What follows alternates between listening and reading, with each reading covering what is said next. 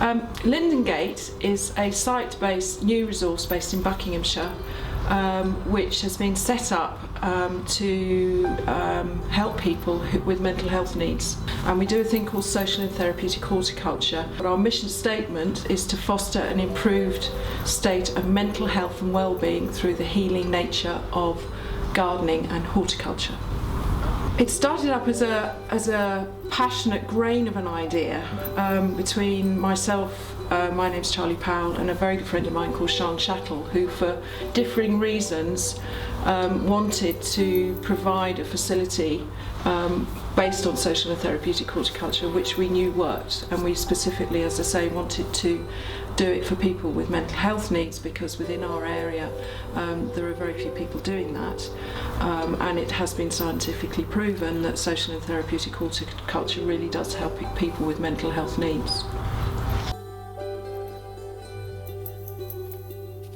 It takes three aspects really. It takes the fact that we are inherently and genetically receptive to green spaces.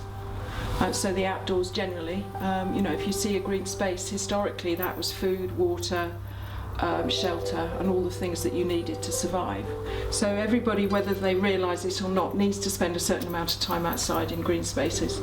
The second one is that we also need community. We need to be engaging with other people, and here at Lindengate we're passionate about developing what is already a very good community into a fantastic community of people where you feel valued and you feel as if you belong to something very special. And the third thing is that we all need to have purpose in our life. We all need to have activities that we can engage with, which get us from A to B, and we can feel a sense of achievement.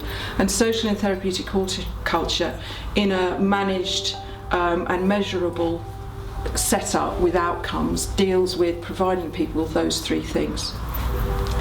Lindengate has lots of ways in which people can help.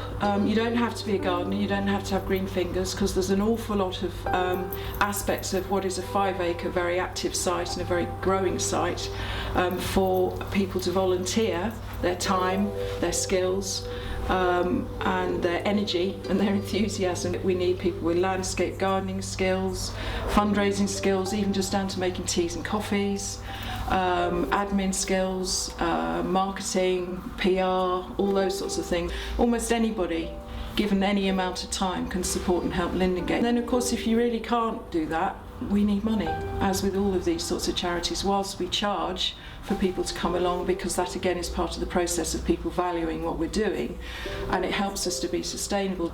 And we are continuously going to be in need of additional funding, partly to develop the site that we have, because we've got all sorts of ideas for what we can do with it, but also because there are an awful lot of people out there who need our support with mental health needs, and because of the way the system works, there's a big hole where they don't get any support from the government through the NHS or through benefits or anything like that. So we're also looking to set up bursaries so that those people can come to us and benefit from what we're doing, because we know that if we can catch them early, we can save the NHS loads of money. I volunteer. I was made redundant and I had the opportunity to kind of look for a different direction in life, or either to continue on what I was doing or look for something different. So I had a bit of time to think, and I thought that I love the outdoors, I love nature, and I thought it'd be nice to work a bit more with people. And one day I came across the notion of social and therapeutic horticulture and investigated it a bit more, and decided it was something that I would love to do, and just did a little research on Google and found these guys on the internet and approached them to see if I could volunteer. Personally, I have lots of future aspirations for Lindengate, which involve all sorts of exciting projects for what we can do out there. We want to have a big pond, we want to have a big cottage garden, we want to do things like stumperies and, you name it. I mean, there are no real restrictions on what we can try horticulturally. But I think on the other side of the coin, and perhaps more important, is we want to be able to help as many people as possible with mental health needs. I think there are probably 3 or 4 things that make it different. One is the lovely community feel. It has a very nice feel, so everyone's equal, everyone comes through the door, leaves their diagnosis at the gate. It has a lovely atmosphere, so it's a lovely place to come. The size of the plot makes it unique, because in 5 acres there's so much space, you can do so many things. We can do gardening and gardening related craft activities, and also cooking.